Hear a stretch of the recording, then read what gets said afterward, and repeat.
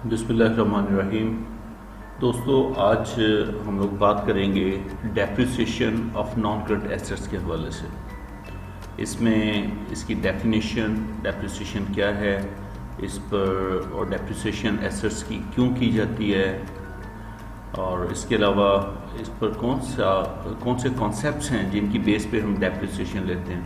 फिर इनके जो मेथड्स हैं डेप्रिसिएशन के, जो नॉर्मली क्वेश्चन में पूछे जाते हैं, उन पे बात होगी। और लेजर्स के अंदर जर्नल एंट्री क्या होगी उसकी, और लेजर्स में कैसे इसको जो है वो पोस्ट करेंगे, और इनकम स्टेटमेंट और स्टेटमेंट फाइनेंशियल पोजीशन में किस तरह इसे डिस्क्लोज करेंगे।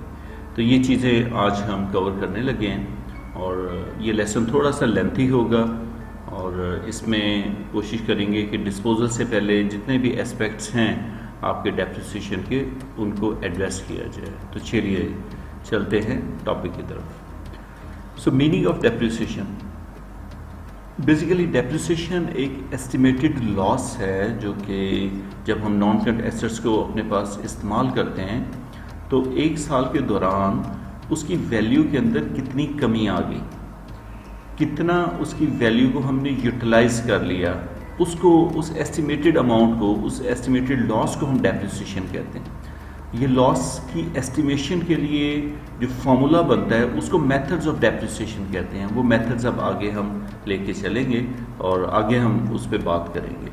So as far as your definition is concern, it's basically depreciation is an estimated loss in the value of non current assets due to use in business in a particular year. Sometime use नहीं भी करते तो depreciation हो जाती है, तो depreciation तो हमने चार्ज करनी होती है। उसके रीजंस भी अब देखते हैं क्या क्या है इसमें। अब फॉर एग्जांपल एस्टिमेटेड लॉस की हम बात करें, एस्टिमेशन इसकी वही जो मैंने आपको अभी बताया कि डेप्रिसिएशन जो मेथड्स हैं वो इसकी एस्टिमेटेड लॉस को कैलकुलेट करने के लिए बने हैं, उन पर अभी हम बात करेंगे।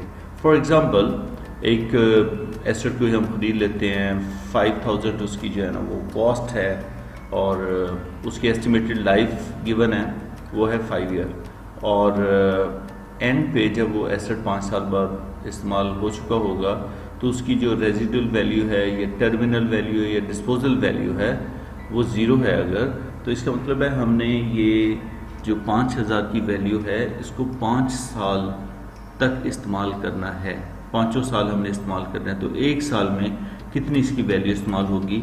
हम सिंपली क्या करेंगे, जो उसकी कॉस्ट है और डेप्रिसिएबल वैल्यू है 5000, उसको 5 सालों पे डिवाइड कर लेंगे। अगर इसकी एज 10 साल होती तो 10 पे तकसीम कर लेते, तो 10 पे डिवाइड कर लेते। अभी 5 पे किया तो हमारे पास $1000 जो है ना वो इसकी डेप्रिसिएशन आ गई एक साल की। तो ये डेप्रिसिएशन हमारा, जैसे रेंट, इंश्योरेंस, ये खर्चा लिखा जाता है आप इनकम स्टेटमेंट के अंदर, ऐसे ही ये $1000 भी डेप्रिसिएशन के खर्चों में लिखा जाएगा। जैसा कि मैंने प्रीवियस लेसन के अंदर इनकम स्टेटमेंट की जब बात कर रहे थे उस वक्त मैंने जो एग्जांपल दी थी उसमें भी डेप्रिसिएशन लिखी हुई थी, तो इनकम स्टेटमेंट की वीडियो भी आप देख लीजिएगा। अब आते हैं जी कि कॉजेज़ क्या हैं, क्यों डेप्रिसिएशन हम चार्ज करते हैं। सिंपल कि एसेट को आपने जब इस्तेमाल किया उसके अंदर फिज़िकल डिटोरिएशन हुई, वो वियर एंड टियर हुई। गाड़ी ज़ाहिर है जो आज ब्रांड न्यू है, एक साल बाद जब उसे हम बिजनेस में यूज़ करते रहते हैं तो साल के बाद उसकी जो टायर्स हैं, जो इंजन है, जो इंटीरियर है, जो एक्सटीरियर है, जो उसके सस्पेंशन है, वो सारे के सारे जो है ना वो यूज़ हुए हैं, उनमें फ़िज़िकल डिटोरिएशन हुई है, जिस वजह से डेप्रिसिएशन उस गाड़ी की चार्ज करेंगे।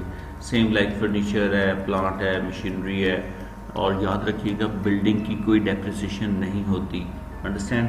और उसकी लैंड की कोई डेप्रिसिएशन नहीं होती, बिल्डिंग की डेप्रिसिएशन होती है, ठीक है, ये आपने याद रखना है जी। इकोनॉमिक रीजंस हैं, वो भी एसेट अब और मज़ीद चाहिए नहीं है, ठीक है, तो इसलिए उसकी वैल्यू के अंदर कमी आ जाती है। और समटाइम जैसे मैंने कहा कि आपका जो एसेट है वो एक नहीं भी इस्तेमाल हुआ, लेकिन उसका जो टाइम है वो गुजर गया। तो जैसे किसी जगह पे हमने लीज़ लिया हुआ है तो लीज़ कि ज़ाहिर है साल गुजरेगा, वो 10 साल की लीज़ है, तो एक साल अगर हम वो एसेट को कोरोना की वजह से किसी वजह से यूज़ नहीं भी कर सके, लेकिन उसकी डेप्रिसिएशन चार्ज करेंगे क्योंकि वो टाइम के साथ उसका उसका ताल्लुक था जी। और डिप्लीशन है, जैसे माइंस वगैरह, माइंस के अंदर से अब जब वो एक्सट्रैक्ट करते रहते हैं जो भी मिनरल है, तो वो उसकी डिप्लीशन होती रहती है, उसे डिप्लीशन की वजह से डेप्रिसिएशन चार्ज करते हैं। नेचर ऑफ डेप्रिसिएशन क्या है?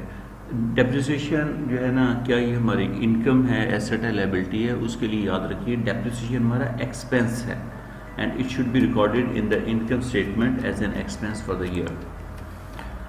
तो इसके अलावा सेकेंड इम्पैक्ट इसका, क्योंकि आपको पता है कि हर ट्रांजैक्शन का, बिजनेस की जो ट्रांजैक्शन है उसके दो इफेक्ट होते हैं। तो एक तो आपने एक्सपेंस को जो है ना एज एन एक्सपेंस लिख दिया, तो दूसरा इफेक्ट क्या आएगा? दूसरा इफेक्ट ये आएगा कि ये जो डेप्रिसिएशन फॉर द ईयर है, ये अकोमोलेटेड डेप्रिसिएशन में जाके क्लब हो जाएगी, इकट्ठी हो जाएगी, और अल्टीमेटली नॉन करंट एसेट्स जो हैं उनमें से जो अब तक की टोटल अकोमोलेटेड डेप्रिसिएशन है उसको माइनस कर लेंगे, तब उसकी book value of asset record होगी। कॉन्सेप्ट इस पर अप्लाई होता है मैचिंग प्रिंसिपल। मैचिंग प्रिंसिपल क्यों होता है? क्योंकि एसेट आपने आज अगर ख़रीदा है 5,000 का, जैसे हमने पहले एग्जांपल में कहा, वो 5 साल तक यूज़ होना है, तो आज 5,000 का जो आउटफ्लो हो रहा है, हमारे से पैसा जा रहा है, वो सारा का सारा इस साल हमने उसको यूटिलाइज़ नहीं करना, उसमें से सिर्फ हमने उसका एक साल की वैल्यू है, उसको सिर्फ हमने इस साल में यूज़ करना है। तो उस एसेट को यूज़ कर रहे हैं 5 सालों में और ख़र्चा एक ही साल में उसे चार्ज करेंगे, तो ये जो है ना वो कोई लॉजिकल थिंग नहीं है। तो मैचिंग प्रिंसिपल ये कहता है कि आपने उसकी जितनी वैल्यू यूज़ की जिस पीरियड में, उस पीरियड में उस खर्चे को लिखें, ताकि उसकी जो उसका जो बेनिफिट है वो सेल्स या रेवेन्यू की सूरत में लिखा जा रहा है, तो उसको यूज़ करने की जितना हमने उसे यूज़ किया है, उस यूज़ को आप पर्टिकुलर ईयर के अंदर जो है ना वो मैच करें।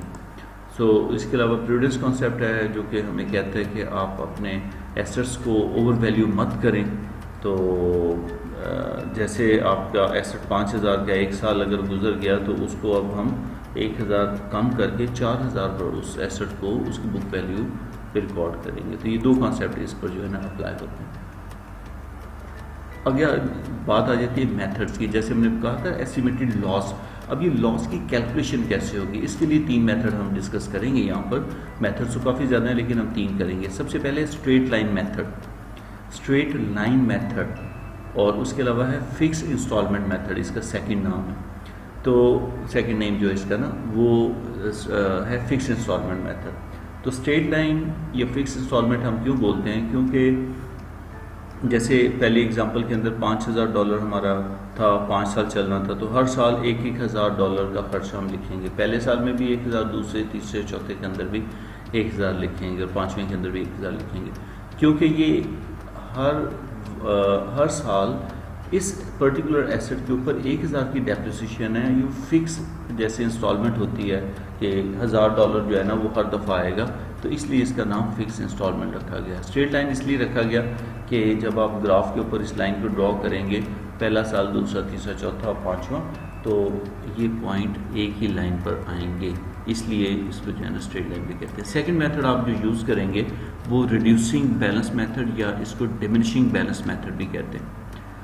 RBM और DBM, और प्लांट एंड मशीनरी, और ये ऐसे एसेट्स के ऊपर होता है कि जो अर्ली एज के अंदर उनकी परफॉर्मेंस बेहतर होती है, उनकी मेंटेनेंस कम होती है, और लेटेस्ट स्टेजेस के अंदर मेंटेनेंस बढ़ती जाती है, वहाँ पर रिड्यूसिंग बैलेंस मेथड यूज़ होता है। तो ये जो प्लांट एंड मशीनरी के ऊपर एप्लीकेबल होता है। रिवैल्यूएशन मेथड की जब बात करते हैं, ये बहुत सिंपल सा मेथड है। ये बेसिकली उन एसेट्स पे होता है जो कि स्मॉल इन वैल्यू, उनकी जो इंडिविजुअल वैल्यू होती है वो कम होती है, एसेट भी छोटे होते हैं, लेकिन कलेक्टिवली वो जब हम उन्हें कलेक्ट करते हैं, सारे एसेट्स को उस ग्रुप को इकट्ठा करते हैं, तो काफ़ी अमाउंट बन जाती है। जैसे लूज टूल्स है, जैसे आप समझ लें कि एक वर्कशॉप है, तो वर्कशॉप में तो टूल्स ही होते हैं ज़्यादा, तो वो जो टूल्स हैं उसमें प्लास भी है, पेचकस भी है, उनकी इंडिविजुअल वैल्यू तो कम है, लेकिन वो एसेट्स ऐसे हैं जो कि टूट का भी शिकार होते रहते हैं, लेकिन इंडिविजुअली उनको मेंटेन करना मुश्किल होता है। तो हम लूज टूल्स को एज अ ग्रुप जो है ना हम लोग ले लेते हैं। तो इसकी डेप्रिसिएशन जो है ना कैसे फाइंड आउट करते हैं ये आगे चल के हम बात करेंगे। 3 मेथड हमने यूज़ करने। पहले स्ट्रेट लाइन पे आते हैं। स्ट्रेट लाइन के अंदर सिंपल इसका फॉर्मूला क्या है, जो कॉस्ट ऑफ द एसेट है उसमें से एस्टिमेटेड सॉल्वेज वैल्यू आपने माइनस करनी है और उसको डिवाइड कर देना है जितनी उसकी यूजफुल लाइफ गिवन होगी एसेट की। तो जो रिजल्टेंट फिगर आएगी वो आपकी depreciation expense for the year रहेगी। For example cost of furniture आपका है 5000 जी, 5000 आपकी कॉस्ट ऑफ फर्नीचर है। ये देखिए ये आपका 5000 जो है ना वो आ गया, और एस्टिमेटेड सॉल्वेज वैल्यू उसकी 0 थी और यूजफुल लाइफ थी 5। तो जब आप ये करेंगे तो इसमें आपको जो है ना वो 5000 में से 0 लेस करेंगे, फार्मूले में अगर प्लेस करते हैं, डिवाइडेड बाई 5 करेंगे तो $1000 जो है वो आपके पास वैल्यू इसकी आ जाएगी, जो कि शो करेगी कि आपका हर साल का जो डेप्रिसिएशन का एक्सपेंस है इस 5000 वाले फर्नीचर पर वो कितना है 1000। तो for 1000 each year, first year में भी ये, सेकंड में भी ये, थर्ड में भी ये आ जाएगा। ये देखिए ये हमने दूसरा इसको लिखने का एक और तरीका भी हो सकता है कि यहाँ पर उन्होंने वो फॉर्मूला ना दिया हो, उन्होंने कॉस्ट ऑफ द एसेट दिया हुआ है या डेप्रिसिएबल वैल्यू दी हुई है और रेट ऑफ डेप्रिसिएशन गिवन है, और साथ में कह दिया हुआ है स्ट्रेट लाइन या फिक्स इंस्टॉलमेंट मेथड। तो हमने क्या करना है, जो उसकी कॉस्ट है एसेट की उसको मल्टीप्लाई कर देना रेट से। फर्स्ट ईयर के लिए भी आप यही फार्मूला यूज़ करेंगे, सेकंड में भी आप कॉस्ट को ही लेंगे। ये देखिए 5000 मल्टीप्लाइड बाय 20, ठीक है, ना तो रेट चेंज हुआ ना तो इसकी वो वैल्यू जिसको हमने मल्टीप्लाई करना है। तो इसकी जो अमाउंट है वो फॉर एवरी ईयर, ये जो 5000 वाला एसेट था इस पर $1000 ही निकलेगी। तो ये आपने, ये एक क्वेश्चन भी आ सकता है कि जो स्ट्रेट लाइन मेथड है उस पर रेट जो है ना वो कांस्टेंट रहता है, बिल्कुल रेट कांस्टेंट रहता है, और जो अमाउंट ऑफ डेप्रिसिएशन है ये भी कांस्टेंट रहती है। यही क्वेश्चन मैं अगली स्लाइड पे जब आऊँगा उस वक्त मैं दोबारा रिपीट करूँगा, लेकिन वो करूँगा डिमिनिशिंग बैलेंस मेथड के लिए। डिमिनिशिंग या रिड्यूसिंग बैलेंस के अंदर क्या होता है कि आपका रेट गिवन होता है, रेट ऑफ डेप्रिसिएशन क्वेश्चन में गिवन होगा, और आपने उसको मल्टीप्लाई किससे करना है डेप्रिसिएशन को फाइंड आउट करने के लिए। रिड्यूसिंग बैलेंस मेथड या डिमिनिशिंग बैलेंस मेथड के अंदर आपने नेट बुक वैल्यू निकालनी है एसेट की, जो आपकी ओपनिंग होगी, ओपनिंग नेट बुक वैल्यू, उसको मल्टीप्लाई करना है रेट ऑफ डेप्रिसिएशन के लिए हर साल के लिए। तो जब पहला साल है तो पहले साल के अंदर तो आपकी नेट बुक वैल्यू कैसे आएगी, कॉस्ट माइनस अकोमोलेटेड डेप्रिसिएशन। तो पहले साल में तो अकोमोलेटेड डेप्रिसिएशन है ही नहीं है, इसलिए 5000 का 20% लेंगे तो पहले साल तो आएगा 1000। जब सेकेंड ईयर आएगा उस वक्त आपने क्या करना है, इस 5000 में से जितनी अब तक डेप्रिसिएशन आप पहले चार्ज कर चुके हैं वो माइनस करेंगे, उसे अकोमोलेटेड डेप्रिसिएशन कहेंगे, वो है $1000। तो पहले तो 5000 में से 1000 लेस करेंगे तो $4000 आपकी नेट बुक वैल्यू आ जाएगी फॉर ईयर 2। उसको फिर 20% से मल्टीप्लाई करना है। इसमें भी देखिए रेट कांस्टेंट है, रेट कांस्टेंट है, लेकिन अमाउंट ऑफ डेप्रिसिएशन कम होगी। पहले 1000 थी, अब 800 हो गई। तीसरे साल में जब आप जाएंगे थर्ड ईयर के अंदर, और थर्ड ईयर में क्या होगा, इस 5000 में से अब आपने ऑल टुगेदर कितनी डेप्रिसिएशन अभी तक चार्ज होगी है, पहले साल में 1000 हो गई थी और दूसरे साल के अंदर 800 हो गई थी। तो टोटल अगर मैं इसको करूं तो ये बनता है 1800। तो 1800 आपने लेस किया तो नेट बुक वैल्यू आ गई आपकी, राइट। उस नेट बुक वैल्यू का 20% लिया आपने, तो ये आपके पास आ गई 640। तो ये आपकी तीसरे साल की डेप्रिसिएशन है। इसी तरह चौथे साल की यानी फोर्थ ईयर की और फिफ्थ ईयर की डेप्रिसिएशन चार्ज कर लेंगे, राइट जी। ये आपका रिड्यूसिंग बैलेंस मेथड का तरीका था। अब चलते हैं revaluation method, which is very easy, बहुत आसान है। कॉन्सेप्ट इसका मैं समझा देता हूँ पहले आपको। फॉर एग्ज़ाम्पल आपका मोबाइल फ़ोन है, उसमें मॉर्निंग में अगर मैं एक दिन के वाले से यूसेज पूछूं, उसका यूसेज कितना हुआ, इस्तेमाल कितना हुआ आपका बैलेंस, तो अगर मॉर्निंग में आपका $1000 का बैलेंस है और $500 का बैलेंस और डलवाया, तो टोटल बैलेंस आपने 1000 प्लस 500 1500 का बैलेंस आपका, अगर आपने कोई इस्तेमाल नहीं किया तो 1500 होना चाहिए। जब मैं डे एंड पे आपका बैलेंस चेक करता हूँ तो वो आता है 1200। तो इसका मतलब है कितने आपने उस मोबाइल में से कितना चार्ज यूज़ कर लिया, एंड दैट इज़ 300। तो 300 आपका डेप्रिसिएशन जो है ना वो कहलाएगी। बिल्कुल उसी तरह ही रीवैल्यूएशन मेथड के अंदर हमने करना है ओपनिंग वैल्यू ऑफ एसेट, ये कॉस्ट नहीं है, उसकी वैल्यू है, आप वैल्यू उसकी कैलकुलेट करेंगे। फिर अगर आपने न्यू परचेज की है वो वाला टूल्स, तो उन्हें ऐड कर लेंगे उसकी वैल्यू को, और क्लोजिंग वैल्यू गिवन होगी, आपको बताया होगा, क्लोजिंग वैल्यू के बीच में से माइनस कर लें, तो आपका जो रिजल्टेंट फिगर है, जैसे वो $300 आपका खर्चा निकला है, ऐसे ही इसकी डेप्रिसिएशन भी निकल आएगी, depreciation expense for the year. Loose tools opening value है 16,000 एग्जाम्पल में, और आपने 10,000 का और परचेज कर लिया, टोटल करें तो 26,000 आ गया, और एंड ऑफ द ईयर आपके पास 20,000 है। तो इसका मतलब ये हो गया, ये गलत लिखा गया, ये 24,000 इधर लिख लेते हैं, तो 24,000 एंड पे आ गया आपको। तो आपने 26,000 में 24 निकाला, तो 2,000 आपका जो है ना वो आ गया एक्सपेंस फॉर द ईयर। तो ये आप लोगों का जो है ना वो रिवैल्यूएशन मेथड था। तीनों मेथड हो गए हमारे।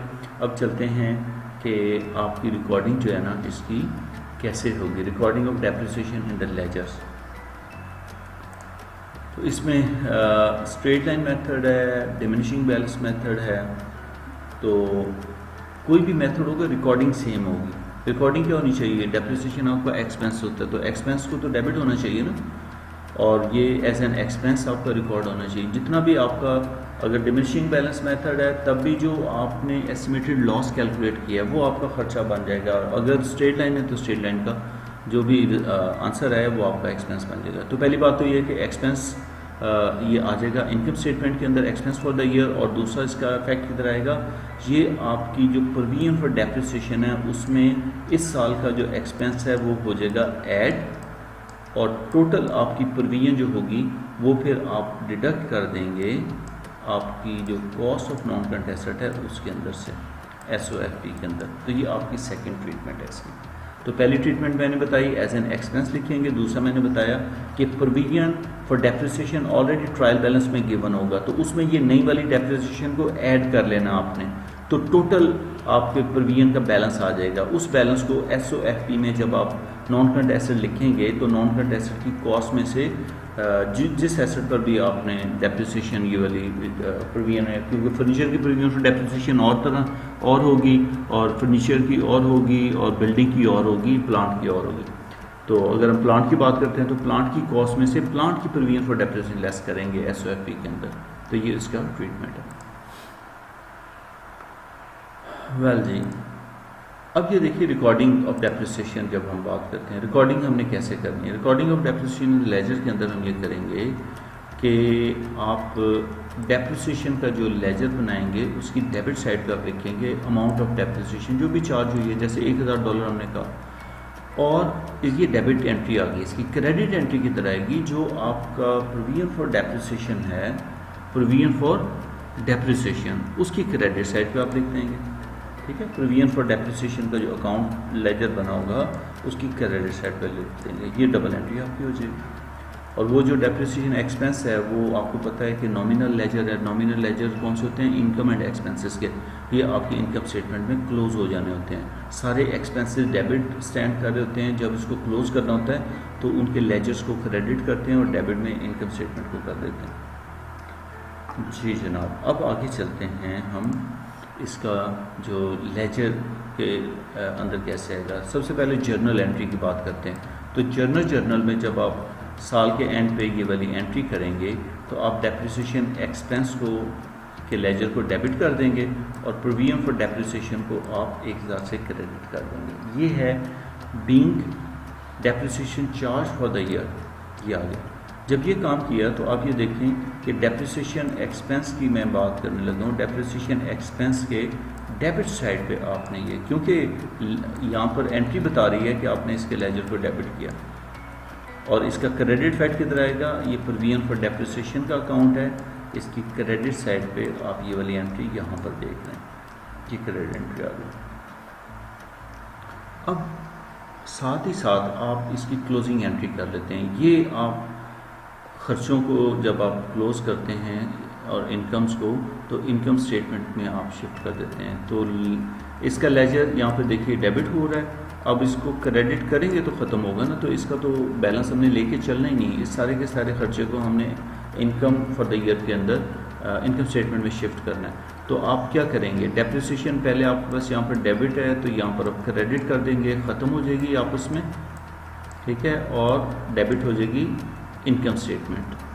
तो यहाँ पे मैं एक और बात भी बताता चलूँ, कई दफ़ा ये होता है कि वो आप स्ट्रेट वे डेप्रिसिएशन की एंट्री ये कर देते हैं कि इनकम स्टेटमेंट डेबिट और प्रोविजन फॉर डेप्रिसिएशन क्रेडिट, और नरेशन में लिख देते हैं being depreciation charge for the year. तो लेकिन वो तरीका बेहतर इसलिए नहीं है कि आप सीधी एंट्री कर रहे हैं, आप अगर डेप्रिसिएशन के थ्रू, लेजर के थ्रू रूट करेंगे तो वो प्रॉपर प्रोसीजर है, वो ज़्यादा बेहतर है। अब आता हूँ मैं प्रोविजन फॉर डेप्रिसिएशन की तरफ। तो प्रोविजन फॉर डेप्रिसिएशन के अंदर आपने $1000 लिख दिया। हम अज्यूम कर रहे हैं कि ये पहला साल है हमारा और उसके अंदर प्रीवियसली बैलेंस नहीं चल रहा था, तो इसको अब हम, क्योंकि ये आपका कॉन्ट्रा एसेट है अकाउंट, और ये एसेट में से इसकी वैल्यू को माइनस करते जाना है। इस अकाउंट को हमने ख़त्म उस वक्त तक नहीं करना जब तक कि हम एसेट को डिस्पोज ऑफ नहीं कर देंगे। तो ये इसका कैरी डाउन बैलेंस आ गया, क्योंकि डेबिट साइड बढ़ रही थी, डेबिट साइड का क्रेडिट साइड इधर लिखी और इसका टोटल दूसरी साइड पे ले गए, और ये आपका डिफरेंस आ गया, ये आपका कैरी डाउन बैलेंस है। तो carry down balance means closing balance, इसको आप अगले साल के ओपनिंग बैलेंस में कन्वर्ट करेंगे, यानी कि ब्रॉड डाउन बैलेंस में ये 1000 इधर आ गया। नेक्स्ट ईयर फिर इसी तरह डेप्रिसिएशन चार्ज होगी, 1000 और आ गया, तो नेक्स्ट ईयर की प्रोविजन कितनी आ गई, 2000। तो इस तरह आपका ये मामला जो है ना वो चलता रहेगा। वेल, अभी प्रेजेंटेशन देखते हैं SOFP के अंदर क्या होगी।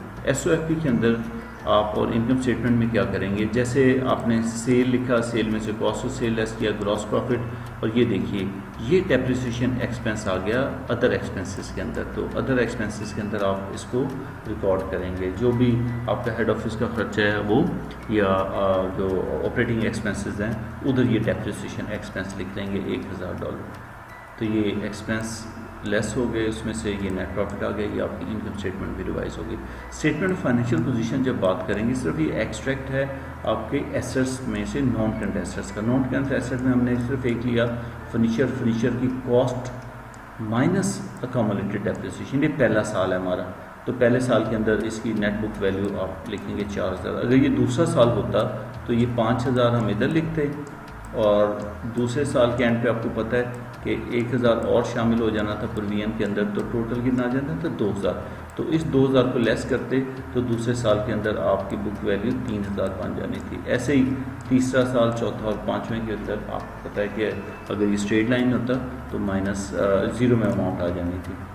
ठीक है जी। तो अब नेक्स्ट आपका लेसन है इसका डिस्पोजल का, तो वो लेक्चर भी मिस ना कीजिएगा।